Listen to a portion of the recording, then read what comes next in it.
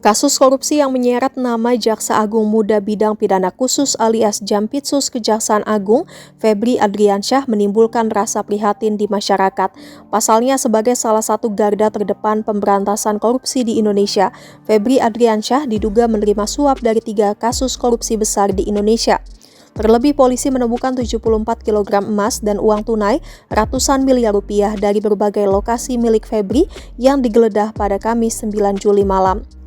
Besarnya jumlah suap dan jabatan Febri Adriansyah membuat desakan hukuman mati diterapkan kepada pejabat Kejaksaan Agung RI tersebut. Bahkan desakan hukuman mati itu dilontarkan mantan Menteri Politik Hukum dan Keamanan alias Menko Polhukam Mahfud MD.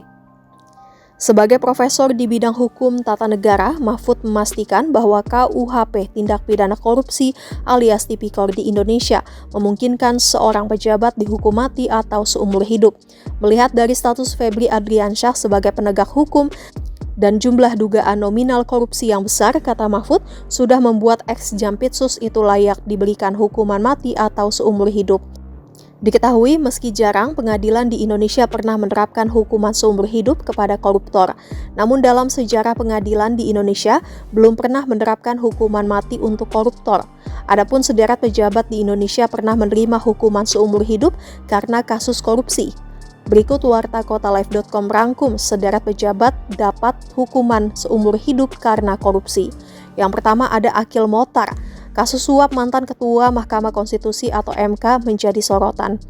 Akil Mochtar divonis hukuman penjara seumur hidup oleh Majelis Hakim Pengadilan Tindak Pidana Korupsi Jakarta Senin 30 Juni 2014 lalu. Akil Mochtar ditangkap oleh KPK atas dugaan penyuapan pada awal Oktober 2013 di rumah dinasnya di Jalan Widya Chandra, Jakarta. Kemudian ada Brigjen TNI Teddy Hernayadi. Bukan hanya pengadilan sipil, pengadilan militer juga pernah menerapkan hukuman penjara seumur hidup untuk terdakwa koruptor. Mantan Kabid Pelaksana Pembiayaan Kementerian Pertahanan periode 2010 hingga 2014, Brigjen TNI Teddy Hernayadi dinyatakan bersalah atas kasus korupsi pengadaan alutsista di Kementerian Pertahanan atau Kemenhan. Majelis Hakim pada Pengadilan Militer Tingkat 2 menjatuhkan vonis penjara seumur hidup kepada Brigjen TNI Teddy Hernayadi. Selain dihukum penjara seumur hidup, Jenderal Bintang 1 itu juga diwajibkan mengembalikan kerugian negara sebesar 130 miliar rupiah dan dipecat dari TNI. Adapun yang memberatkan terdakwa Teddy yaitu karena perbuatannya mengancam keamanan negara. Sayangnya dari ratusan kasus korupsi, baru 2 pejabat tersebut yang mendapatkan hukuman maksimal dari kasus korupsi.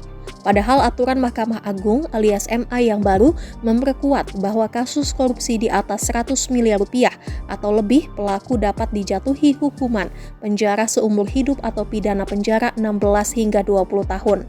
Tergantung pada tingkat kesalahan, dampak kerugian, dan keuntungan yang diperoleh.